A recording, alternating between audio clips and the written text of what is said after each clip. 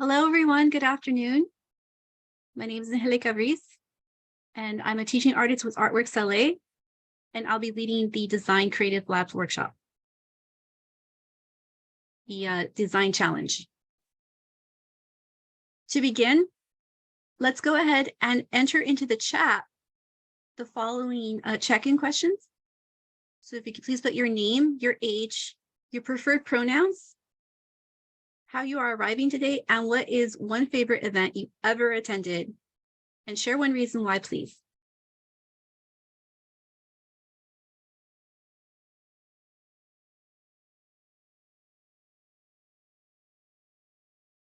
So while we're waiting, I'll go ahead and share this information about myself. So again, my name is Angelica Reese.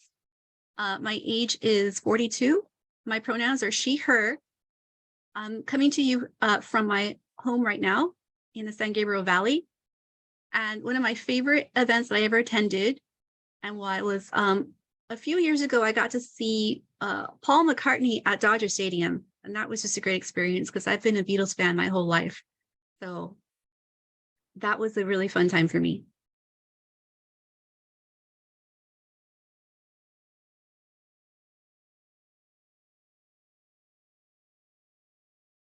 So if you are joining us live, you can enter that information into the chat.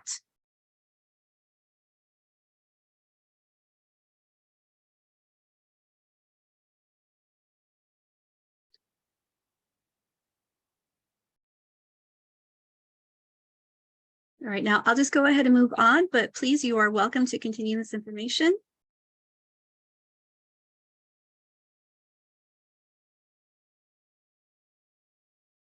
So a little bit more information about me. I was born in Los Angeles, and I'm been based out of LA most of my life. I'm a visual artist and I'm also an educator. So I've been working not only in arts education, but also STEAM education for many years and outreach.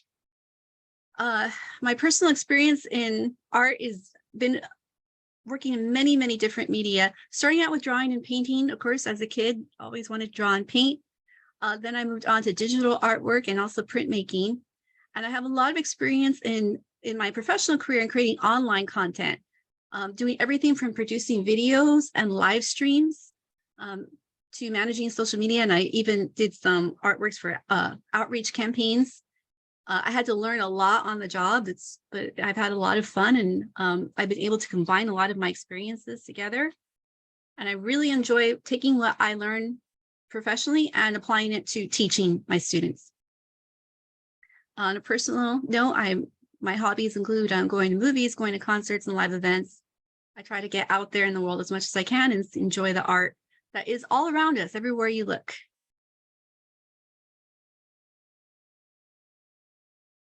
Here are a few of the works that might pertain a little bit to what I'm leading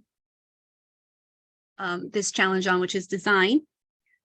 So one of the things I've done is I was a producer on All Space Considered, which is the monthly science news show that's produced by Griffith Observatory.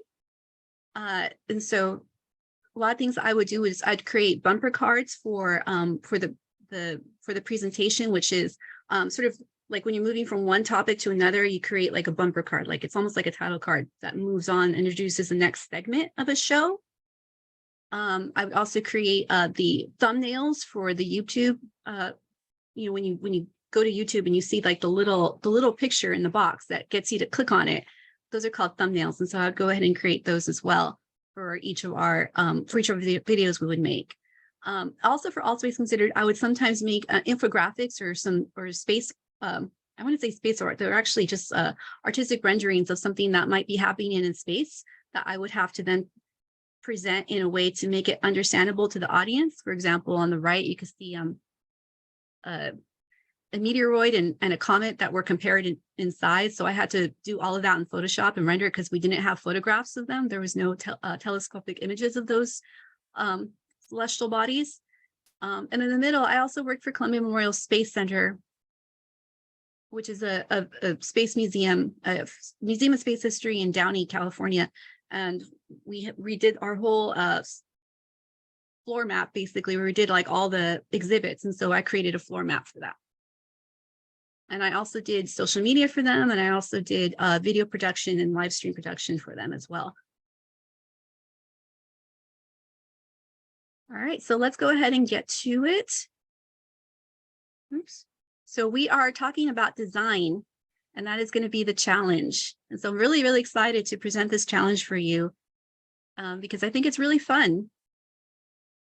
So just remember that what you want to do for this challenge is what this challenge is about, and how it benefits you is you're going to be able to really think about how these skills that you're going to learn apply to a real world situation like a job or a career. You're also going to be thinking a lot about how art and design communicates to audiences. You're going to learn about collaboration, if that is what your teacher ends up having you do, about working with other students, and about how a lot of creative fields are indeed having you work in a team. We're going to show you some software and design methods that are commonly used in the industry. And you're also going to learn about how you can communicate a positive message out there into the world in a fun way. So let's take a look at our overview here. So there's a couple of ways you could go about this.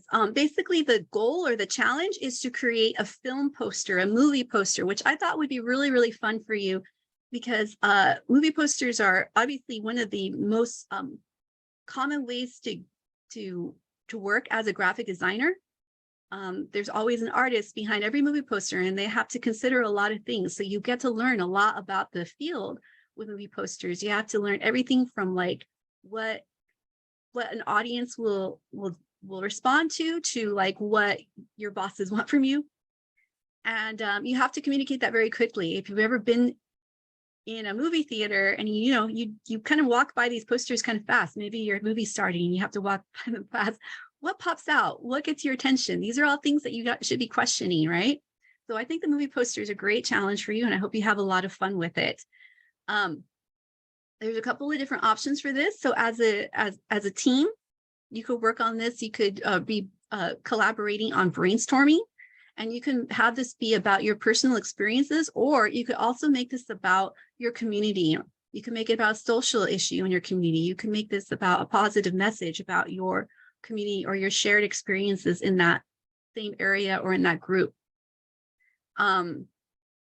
There's ways that you can divide the work amongst yourselves. It's going to be a lot of kind of discussion, and I think it should be very, very eye-opening to hear from your fellow students, like what they think, what attracts them, and you'll get to understand them, because then you get to be the audience member for someone else and give them your input, and then they're doing that back with you. But if you want to work on your own, that's cool too. So you can actually make this very personal if you want to make it your own. This could be the movie of your life, your life story, what we call a biopic. So you can, and I always find that when my work is very personal, I put more into it. So I hope if you are doing this on something that's very meaningful to you, that you'll go ahead and put all that work into it and that passion into it. But ultimately, though, what you want this to have is there's going to be still some parameters on it, because it is a movie poster. So there will be some sort of guidelines to follow for this. But the movie itself will really be like your universe, because the movie is a whole universe, right? So a lot of it's still open concept. So we have some videos here, and they should be embedded. I was just testing them too. They should be embedded in this slide deck that's being sent to you. So we have some fun ways to get started is just to analyze some movie posters and understand why, for example, some movie posters look alike, maybe why some movie posters work and some don't, so all of the things that are involved in making a poster, there's so much. There's the text, there's the imagery, there's who's the star of the movie, what's the movie about, what's the setting, what's the, all of this. You could get started on some videos and just be thinking about this. Just even when if you go out today and you see a billboard, think about why is that billboard attracting you, or what does that billboard do to work or not work? Because sometimes you don't have to like everything. There's times when you see a billboard and maybe not, maybe I won't see that movie. Oops. I didn't mean to play it. Sorry, Dean. Okay. All right, so we're going to go ahead and get to some standards here. So this is going to be meeting several academic standards.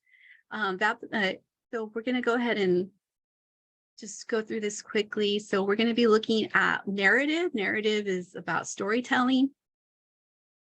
Career planning as well. We'll be talking about that, how this works as a career for you. Technology, especially, I'm going to introduce you to a few different platforms you could use to create this, because this is digital art, right? So we're going to be using technology here as well. And problem solving and critical thinking. I love this one because, man, that's all design is to me. There's always a problem. There's always like a critical way to solve that problem. It's always about problem solving. It's always about even stepping away and coming back to it and seeing, oh, this needs to be a little bit to the left, or this needs to be a little bit to the right, or this color needs to stand out more, or something's not working and we'll change it. And that's actually really just using like a very analytical part of your brain. You're being creative, but you're also being very analytical. So I love the idea that you're going to be using these skills. Also with technology, you're going to be problem solving a lot, right? Because if you're using technology, you always have to come back and maybe solve a problem. Why isn't the computer doing what I want it to do? Well, there's a few steps you could take to figure that out. All right, so basically, but after you're doing this challenge, by the end, you should understand a few things. You should understand how text and imagery come together. What that means is that how do the words and the images communicate that story? Because that's what a movie poster has. It usually has words and it has images. Even if the words are just the coming soon at the bottom, like that's still something that's interacting with the image. And they are communicating to the audience the narrative or the story. And remember, you don't have a lot of time. These are people that are walking through the movie theater and they don't want to stop and you have to catch their eye. By the end, you're also going to be learning how to utilize design principles. What that means is that there's sort of some, how should I put this, like rules of thumb for how we design. There's what we call the principles of design. There's certain guidelines of how things work in design, everything from like how things are placed in a picture to the colors that we use, that some colors just work better together than others for some reason. And there's reasons behind this. Sometimes there's even scientific reasons behind this. So, or psychological reasons behind this. So you'll learn a little bit more about sort of the rules of the game when it comes to designs. That's number 2. And then number 3 is we're going to talk to you a little bit about working in industry as a designer, especially when you have, someone that hired you to do this and they have their ideas of what they want. You might have your ideas of what they want. And so how to just bring that all together. So that's what you'll have learned by the end of the challenge. All right, so we have some rules for the challenge requirements. So your artwork needs to include images and text. And the images, I want you to combine at least 2 images. For example, a poster might have the star, the main actor, right? And it might have the background setting, like if it takes place in a city, it's going to have the city behind it. And of course, it needs to have text. And movie posters will usually have rules about how much text is supposed to be in it, because the studio wants to make sure that the title's in it, that the tagline is in it, and also that the credits are in it. The credits are who directed the movie, who stars in the movie, even all those little credits at the bottom, who's the cinematographer and stuff like that. So we're going to go through how much text actually needs to be in there, where it should be put. So those are going to be the requirements. That's like the number 1 requirement. We're going to ask you to put it into a 2-3 format. So we're going to sort of have you start from the beginning when you're making your workshop to make sure that you have it the right size and the right resolution. You'll be submitting it as a PNG or a JPEG file, and we'll go through that when we start doing our demos as well. But you want to submit it as an image file, so that way it can go to a print shop or something like that. Like if you were working in the industry, you'd want to submit it in a way that it could then go to the printer and be printed out and taken to movie theater. So there's all these things that you have to keep in mind when you are a designer, that what the final product is going to look like and what they need at the end. The work needs to be original, so please don't use any licensed characters in your design. You're not doing a Marvel movie. You can make this a big adventure movie, but the movie is going to be a story that you come up with. Like, you don't have to write the whole story, but it has to be an original concept. For example, if it were the story of my life, it's the story of my life. If it's the story of my neighborhood, then it's the story of my neighborhood. It's not the story of like the Marvel universe. It's an original idea to you. And we're also going to make it school appropriate, right? So we have to make sure that we're not using any inappropriate words. We have to make sure that it's inclusive or it doesn't have hate speech in it. So remember, this is going to be something that many people will hopefully see. So you want to make sure that you are being inclusive and you're being respectful of your audience. There will be an evaluation rubric as well. So you can actually see exactly what you need to do to get the highest score. So the rubric is basically how they're scored, how they're graded. And so you can see exactly like what steps you need to take to get the highest evaluation. So a few things that you might need for this challenge is you want to use some images, right? So I told you that I want you to combine at least 2 images. For example, the star of the show and the setting, the city background behind the person or whatever.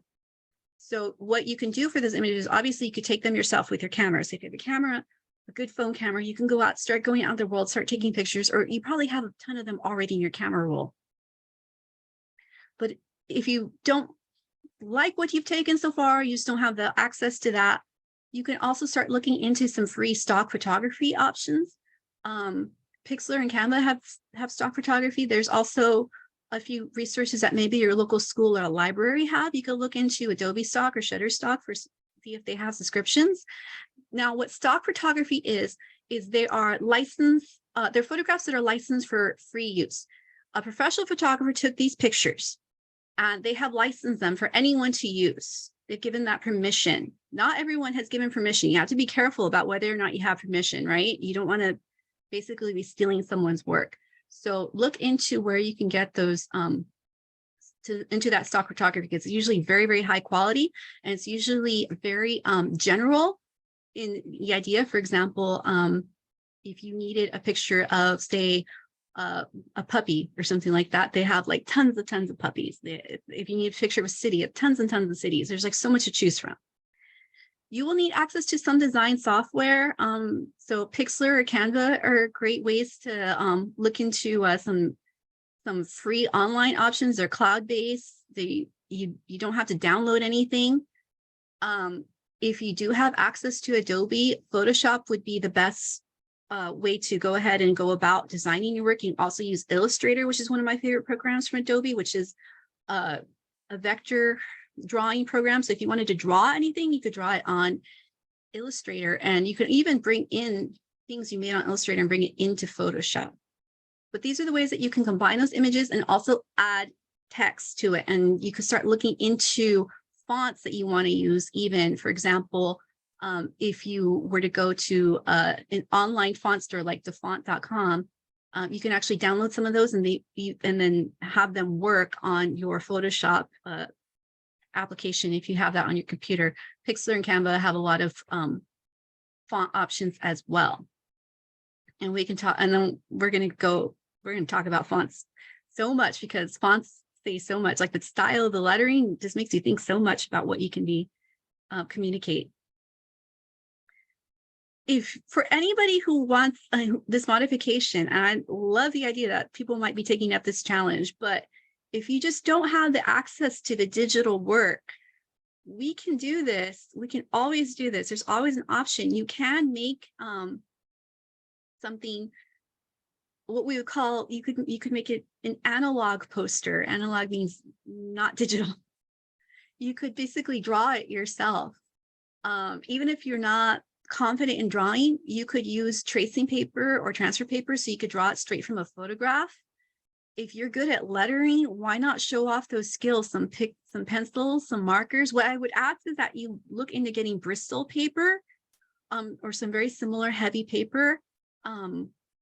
You could get that at like Michael's or any art store. So just make sure you're doing this on good paper, but you can absolutely do this by hand. In fact, movie posters go back a very, very long time, and they weren't always made digitally. There's still many artists that still hand paint some of the artwork that you see in movie posters.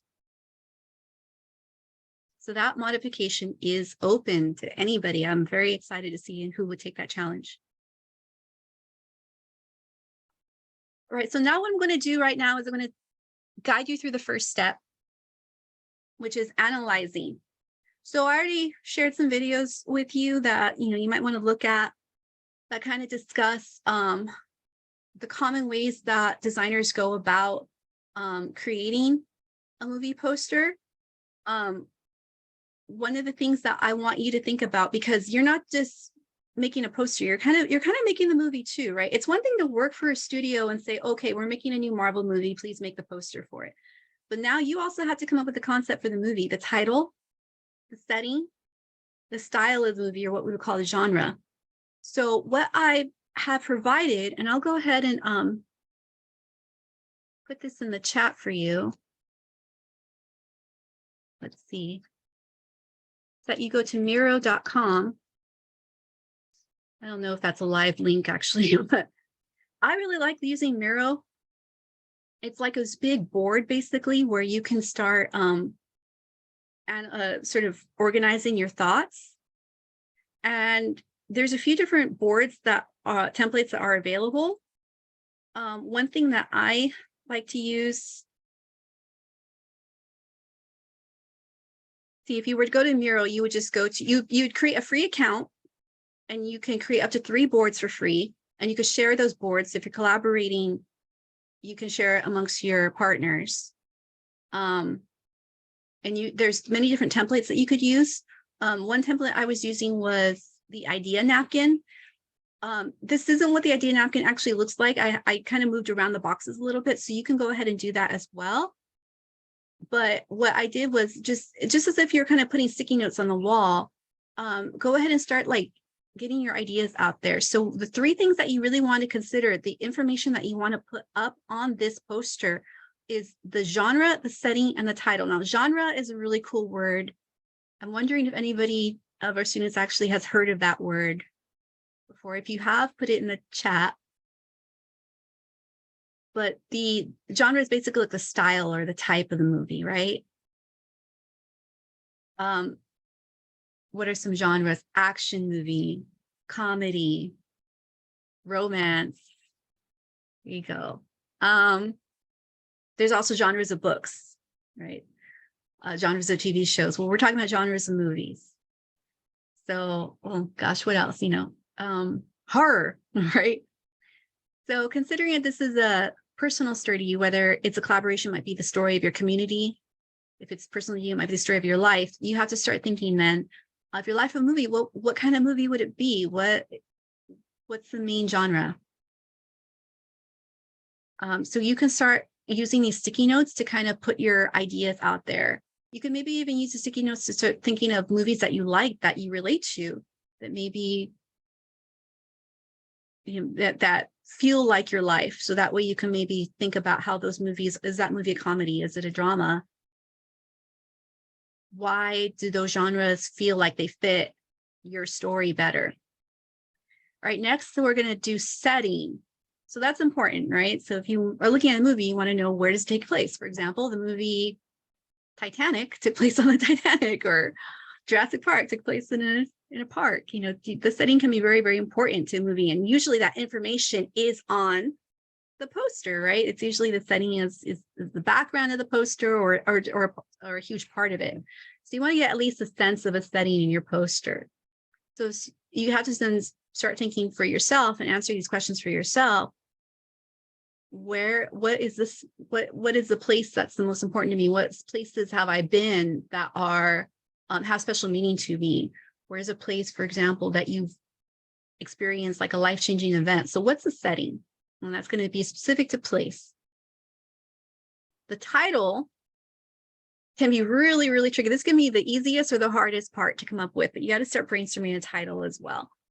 So one of the ways I go about looking up a title or thinking of a title is I'll try to actually find a line from a poem or a song that I like. It's probably best to try to maybe find like a very old song or very old poem, so that way they're what's called public domain, which means they're free to use. But you can find lots of really cool lines in books of poetry. You can head to the library. You can even open up a book and maybe just like randomly search a page and be like, okay, there's my title. You have no idea how many people have done that. Actually, just open up a book and just like look for random words and try to find a title. So that would be one of the ways that you could go ahead and just get your brain going. You don't have to act. This isn't, by the way, none of these have to be the final product. These are just the brainstorm. This is the beginning of the process, not the end. So you can discuss and collaborate using the Miro board. You can kind of, get everything, get the juices flowing, the creative juices, and you could still have room to tweak and finesse all of this towards the end. So after analyzing, then you really need to start thinking about the design. So now that you have the information that you want to put into your poster, after that information, now you got to think about how that information is going to look. So once again, the poster needs to have at least those 2 images. Those are just the requirements I'm giving you, so that way you can show off some of your editing skills. And you want that to portray setting and character would be the easiest way to go about this. So you want to get a sense of like who the movie's about and where the movie takes place, and that put together gives you an idea of what the movie's about, right? So again, these are images you can photograph yourself, or you could use those stock images. There's lots of free libraries that you could use, stock images libraries. And you can find lots of pictures of people in doing all kinds of expressions, doing all kinds of actions. If you wanted a person walking up a mountain road, for example, you could find it. Please just remember that if you're using like a copyrighted image from a stock library like Getty Images, just remember that you want to find some place to credit it, and there's plenty of text. There's plenty of spaces in the poster where you can add text and you can credit the images. I can see you're already thinking about some of the genres, right? So then, now that you're really thinking about the information, you want to get some inspiration. So again, I recommend the mind map. That's on Miro, and the mind map is actually, it's kind of their blank map, except you'll find a template on it, but you can actually delete it. What you could do on Miro is you can copy and paste images and just keep this there as your like little library. So you can do a Google search of cool movie posters, anything, or you can even have some movie posters in mind. And you can start like collecting them onto the mind map as inspiration, almost like a mood board. So that way you can have an idea of like what kind of movie posters have appealed to you and what sort of styles you might want to take from those. You can also organize your notes on the mind map because there's actually a text button. You can actually see right here, the T right there. So you can add a text box, and that way you can just put any note you want. Like you could say like, okay, I like the color of this poster. I like the text on this poster. I like the photograph on this poster, and kind of like just remind yourself why you like them, but also if you're collaborating, then this is obviously a great way to communicate with your partners. There's also a sticky note tool right here. So you can use the sticky note, and you can even organize you can make a big board, and you can have everybody have like a section on the board. There's also ways to connect each element you put on the board. Like each of these posters can be connected to each other. So that way you can start like creating sort of a mind flow of like where you want your ideas to go. So I do recommend using Miro, but you could use many other platforms. All right, so let's think a little bit about inspiration. So I'm sure you'll watch those videos. I'm sure you'll start Googling movie posters. I'm sure you already have some movie posters in mind. You might have some in your room. You might have some on your phone wallpaper. if you're like me and you love movies. So let's think about like how many movie poster styles there are. There's so many. And even going back to the first movie posters, like very early movie posters, they look very different. So movie posters have changed over time. So I'm going to start with like the classics, and you tend to see a lot of cursive fonts. You tend to see a lot of those hand painted portraits on there. So like this is a painting, that's not a photograph. And remember, I told you, if anyone's doing the analog option, you can start giving me those paintings, and I would love to see them. There's a painting here, you know. So what are some of the features here, besides what I mentioned, that you might not see on a movie poster today? What are some differences? So if you are live in the chat, you can go ahead and bring those up, and I'd love to talk about it a little bit. I mean, movies themselves have changed, right?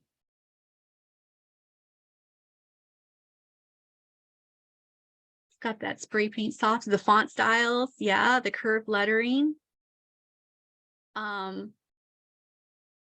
lot of this, also there's a lot of text. I think the text can be a little bit all over the place, whereas nowadays text on posters tends to be a little bit more organized. Yep, hand-painted portraits, handmade, yes. They did not have Photoshop in the 40s and the 50s, believe it or not. These movies are from the 40s, 1940s and 1950s. All right, let's take a look a little bit more. I'm pretty depressed. Movie prices have changed a lot. Yes, I think I've heard people say, I used to see 5 movies for a quarter or whatever.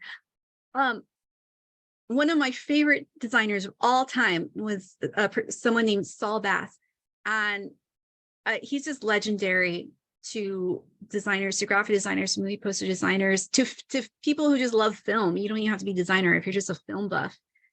You know Saul Bass. He had a very particular style. Sometimes you might see posters like this for more modern movies. He was working in the 50s and 60s and 70s mainly. When you see this style, it's always like to pay homage or respect to Saul Bass.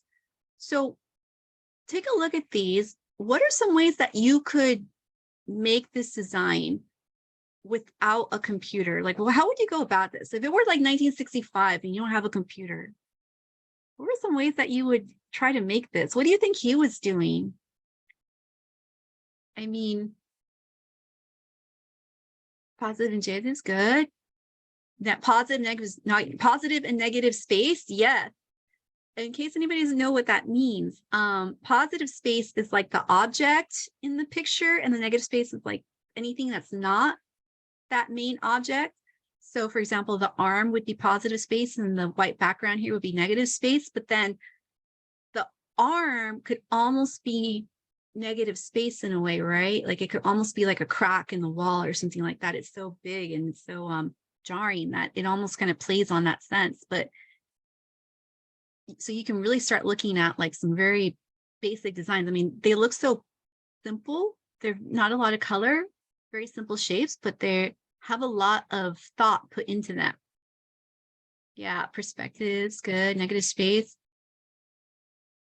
One thing also to look at is how you might go about this is a lot of this kind of looks like cut paper. I feel like that arm looks like he just cut it out of paper. So maybe if you just started cutting some shapes out of paper, that might be a good way to get started.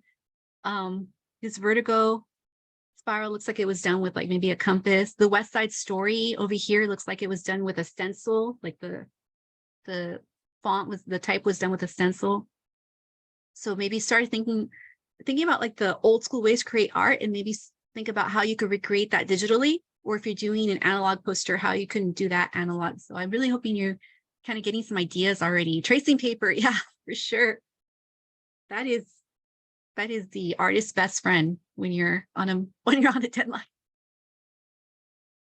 Okay, so one thing I want to talk about also is using color. We're going to talk a little about color theory.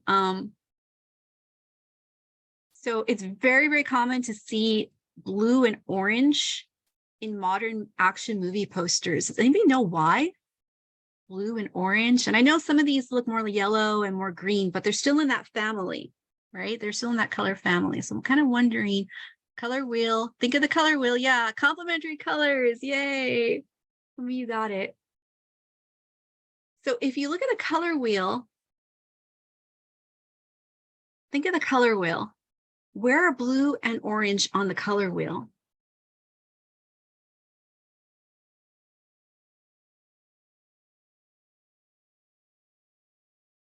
Opposites. They're opposite each other, right? So like a color that would be next to blue would be green, right? Or purple. A color that would be next to orange would be yellow or red. They're not going to be next to each other. Blue and orange are opposite.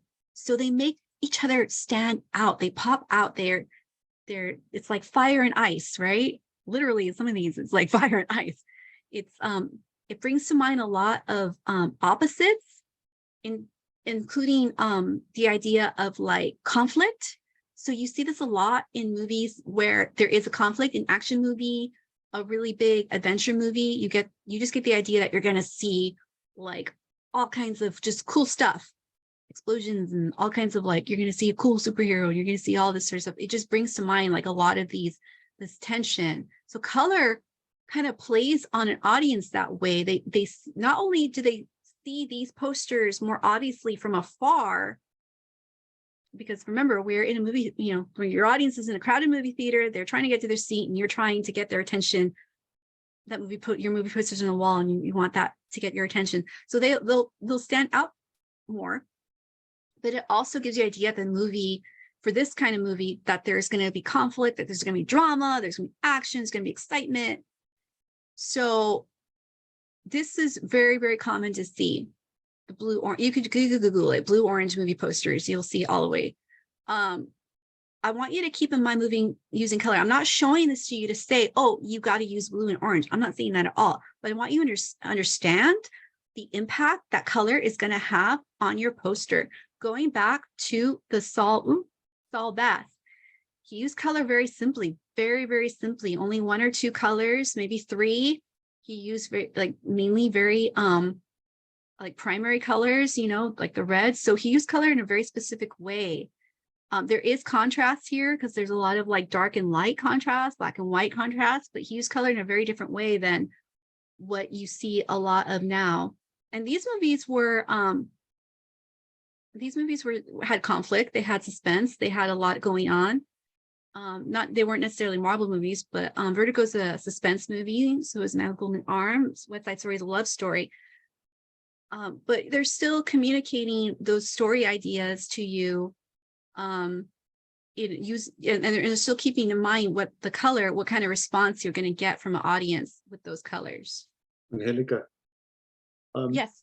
Madison was writing that they noticed warm colors used for the action and the backgrounds are using cooler colors. Yes. Okay, let's take a look at that. Yeah. Backgrounds tend to have cooler colors, and then the action tends to be that bright orange. I especially see that with the Batman right here. We have Gotham City being that cool color. So let's think about, do you want to maybe take a moment to think about why that is? I think, what do we think of? What kind of emotions do we think of with blue? What's like an emotion you might associate with blue? Especially like a cool blue gray. There's a few I could think of. Well, you have the blues, you feel blue, you feel sad. I also think it's a calm color. It could also be a very cold color. But then when you come to orange and red, those usually are associated with like excitement or energy, and obviously fire.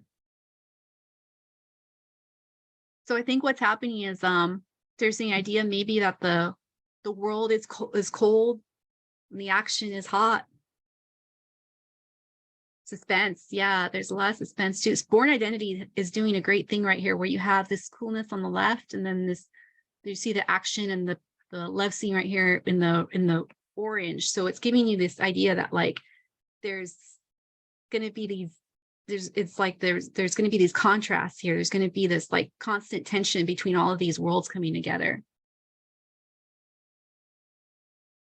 I also love how Brave used her Merida's hair as the red.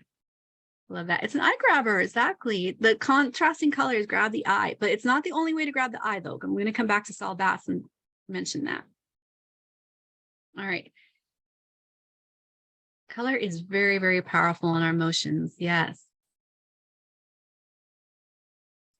All right. So just to move this along, I want to talk about text. Text is important. There's a lot I could say about font, and I wish I had another hour just to talk about fonts, but we talked a little bit how fonts have changed, and we can even go back a bit and notice there's fonts. A lot of these fonts are usually going to be the branding for the movie. So it's the font that's sometimes it might be a font that you have to consider not just for the poster, but for how the movie is going to be branded. For example, if someone's going to go to the Disney store and buy a Merida doll, the Brave has to be that font like consistently for every package of merchandise and the t-shirts and things like that.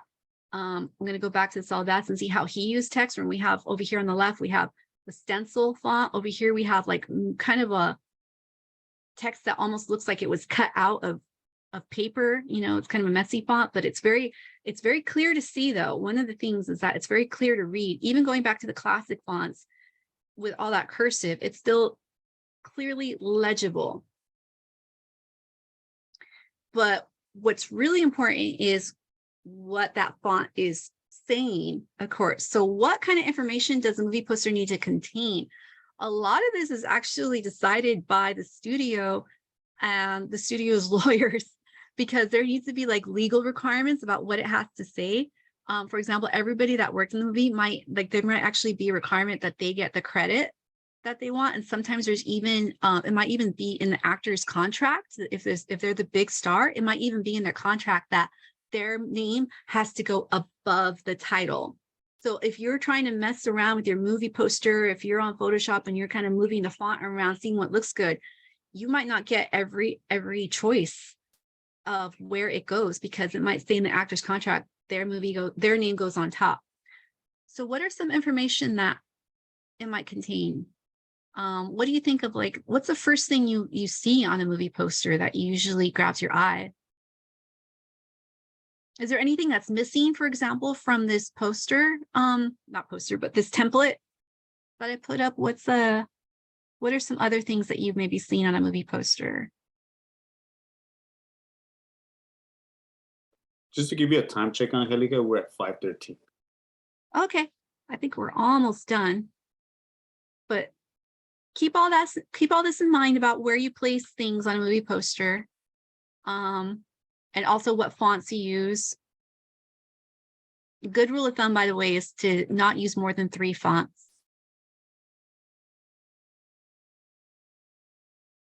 So one of the things you want to look at are thinking about how you're going to pull this all together.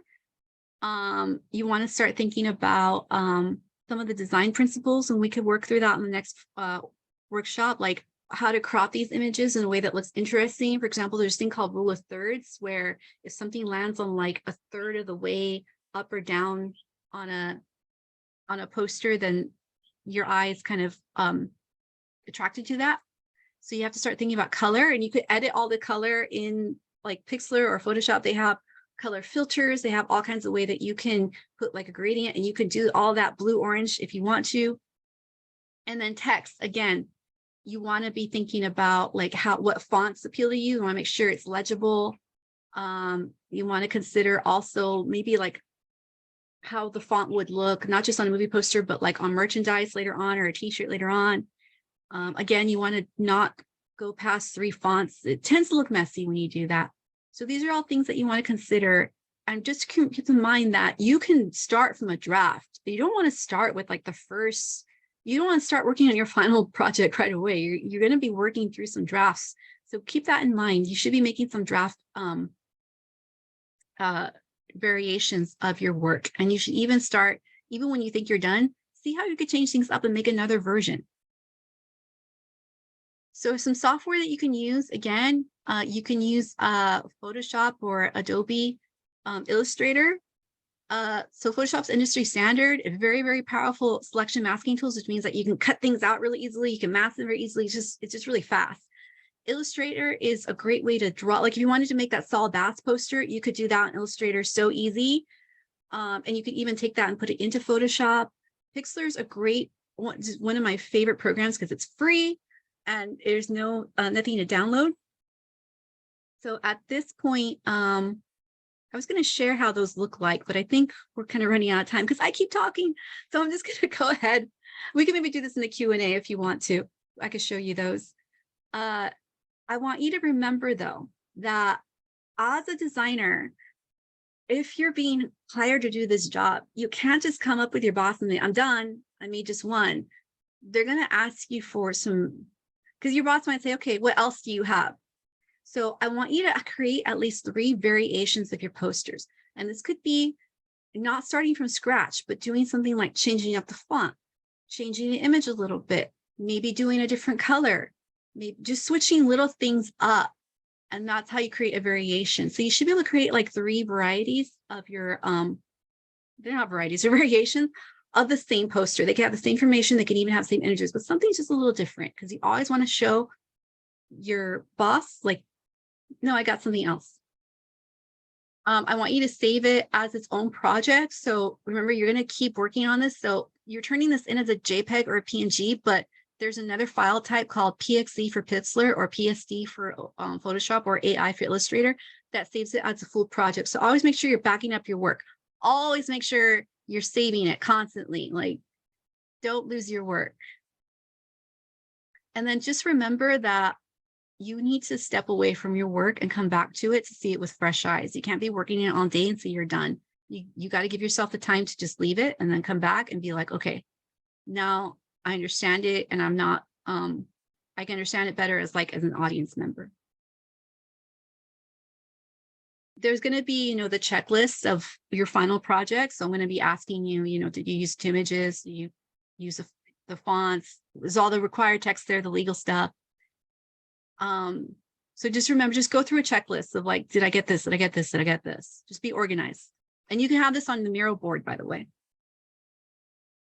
And then we have the submission procedures, which I think have already been sent to you in the chat. So I'm going to go ahead and stop sharing. And then I think what we can do is we can show you the link real quick if we have time.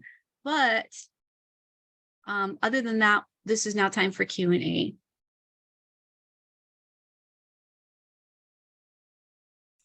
And for my oops, sorry. You guys can answer using your mic too. You don't have to just type it out, just letting you know. While you are thinking of those questions, I'll go ahead and show you what the form looks like. Let me share my screen again. Do we have progress on check-ins? We're going to have 2 more workshops where I'm going to be actually showing you a few quick ways that you could use a program like Pixlr or Photoshop to sort of just some tricks of the trade to pulling together an image. So those could be something like a check-in.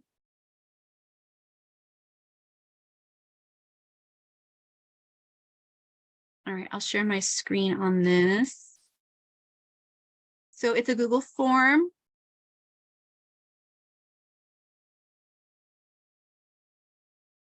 Pretty easy. You could just put in what school you're in, what grade you're in. You're going to click design, right?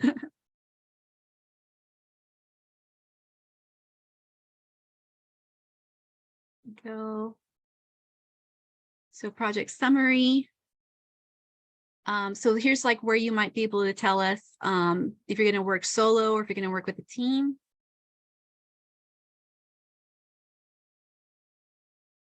And let's see what else we got here. Oh, and this is where you can actually upload your file. So it's just a Google form. Looks pretty easy. And then if you have any more questions, I could just go ahead and show you real quickly also Pixlr. If you want to start thinking right now of how you want to start working on this.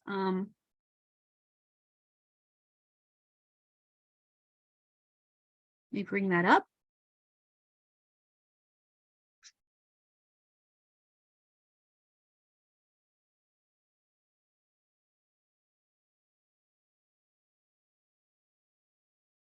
So Pixlr is, again, a free online cloud-based website. And what it is it's something that you don't have to download anything. You just need Wi-Fi access. The Pixlr X, the quick and easy, is very, very simple editing. For example, what you could do is from Pixlr, because it's free, by the way, there's a lot of ads. So we'll just close that. But you could start going into the Pixlr stock images and start collecting some of those images that you want to use. And since it went to candy, I'll just go ahead and pick a candy picture. And this is what the Pixlr X looks like. You could start adding text over it very easily, and start thinking of a movie title. So maybe the movie's about candy, or maybe it's about whatever your favorite candy was as a kid. But just to show you, I'm just going to write candy. Let's just pretend that's the title. And then you can take that and you can mess around with the font. You can move it around. You could drag it around. There's fonts right here. Some of these fonts require a payment, but if they have the that orange button next to it, but there's still like lots of fonts you could choose from. Okay, now I'm going to show you Pixlr E, which is the advanced. And what this is it's very similar to Photoshop, very, very similar to Photoshop. So I'll open up what I was making before, and it has a lot of tools that are very similar. It has cutout tools, it has masking tools, it has a lot of things. Like if you want to just cut out just this, just the lollipop and get rid of the background, you could do that. If you wanted to add text, there's text here. You could also create shapes more easily on Pixlr E. So if you have any experience on Photoshop, but you don't have access to Photoshop, you could do that. You could use this. Oh, we also work with layers, which means that every element is its own layer. And it means that you can kind of move things around. Like if you want to put like the text behind the image for some reason, you could go ahead and do that. So this is, again, like a great way to use something very similar to Photoshop and almost as powerful. But also, if you want to use Photoshop and you're just kind of like a little scared of it, like maybe it's not something you're very familiar with, this is actually a great stepping stone into going, or stepping stone, the right word? Like the training wheels to go up to actually understanding and using Photoshop. But if you have Photoshop, you have access to it. Here's what Photoshop looks like. And it's pretty powerful. Just create a new file. There's lots of defaults to look at. You start with it's like starting with a blank piece of paper. You start with a blank piece of paper and you can start adding in all those elements. And this is something that's really cool that I like about Photoshop, is that you can actually incorporate any text that you download, any fonts. So you can find fonts on like defont.com or google.com, Google Fonts for free, and download them. And you can add all kinds of cool text to it. But you can also draw on it. You can paint on it. You can create any kind of shape you want on it, you know.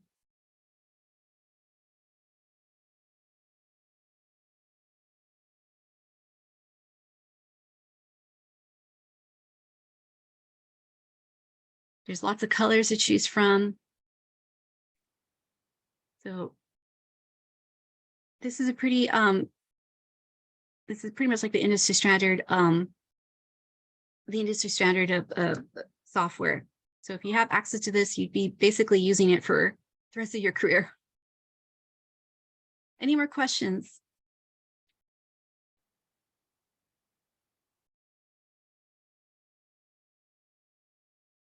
Let me show you real quick how Miro works as well.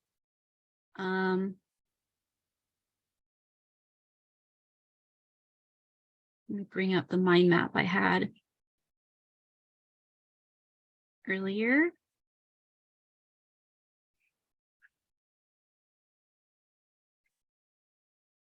So yeah, so you have your mirror board and you can move around these. By the way, you don't even have to like download these images. You can literally just copy and paste them onto the mirror board very, very easily. You can add sticky notes and be like, okay, what do you like about that? I like the color on this one or something like that. Or you like the font on another one. You could also, it has these cool little connecting things. You could create it, oops. You could use type or a line to sort of connect, oops, these together in a way that, like, if you want to make a connection between some posters or some ideas, like you would a brainstorm, like if you were doing a brainstorm notebook, you might be the kind of person that like draws a lot of arrows everywhere, like, okay, step 1, step 2, step 3, or something like that. So it has all these extra elements for you. And this is also something, I don't know if you can see the share button, you could share it and have your partners collaborate on it, have your teacher collaborate on it. So I do recommend this as a great way, a free online tool. You can do up to 3 boards for free on a free account to not only organize your thoughts, but also just keep it in a safe space on a cloud. So that way you're not losing your notes or anything like that.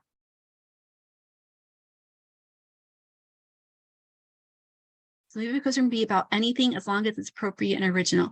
So it is about I think the 2 sort of requirements of it were that it be about your your life, your personal experience, or if you're doing a collaboration, a shared experience. Because what we want this to do is we want this to basically have an important message. So if it's about your community, you're basically like representing your community. If it's about you, you're representing yourself. You're making it very, very personal. So you want this, you're not making up like a whole Marvel universe. You're basically thinking of like, if your life or your experience were a movie, what would that movie look like? And we're not going to make that movie, but we're going to pretend it exists. And we're going to make a poster for it. So if my life were a movie, I'd start thinking about, again, those 3 things, right? The genre, the setting, and then I'll think of the title. So I'll start thinking of, and I've had your experience with religion. I think that is like that would fit like your personal experience, right? That might be something that you want to talk over with your teacher, just in case. Like, I don't know if any schools have any sort of specific guidelines on that, but I think that if it's part of your life, I don't know why you shouldn't express it, but just in case there's any, just in case the school has any rules I'm not aware of, that might be something that you could talk about with your teacher. Lori, do you have thoughts on that? I was going to make that same recommendation, that just to run it by teacher, filter for appropriateness. In my initial instinct is, if it's about personal experience, I would see no issue with it. I think, I think to the degree that we're saying, we don't want, in any of these creative challenges, we want to do no harm. So I would say it's about presenting a personal point of view, not how to say proselytizing. Right. Sort of one thought that comes up for me. Right. Very good question, Madison. Very good question. I'm going to share my screen for one more second because I'm going to remember the most important part. The guideline submissions they're due Friday, February 10th. So put that in your calendar right now by 8 p.m. Pacific time. So you should have the link. You should have a lot of information. I'm going to actually go ahead and let's see, put in my contact info, Lori. Sure. Yeah. I mean, and so to the question about the review sessions, so as we said, we have 2 more workshops, and then there's going to be a review session in January, so that all of the will be able to submit their work to the teaching artists in advance of the submittal in February. So you guys will have lots of touch points along the way where you can get feedback and get direction from Angelica in addition to the teachers that you're working with at your school. Yes. So we have until, so we'll meet again we'll meet again November 16th, next month. And my email is in the chat. And if you didn't get that, I'm sure I can have Lori send you my email as well. Thank you so much, Madison. Thank you for that question. That was excellent. Well, I am excited. I can't wait.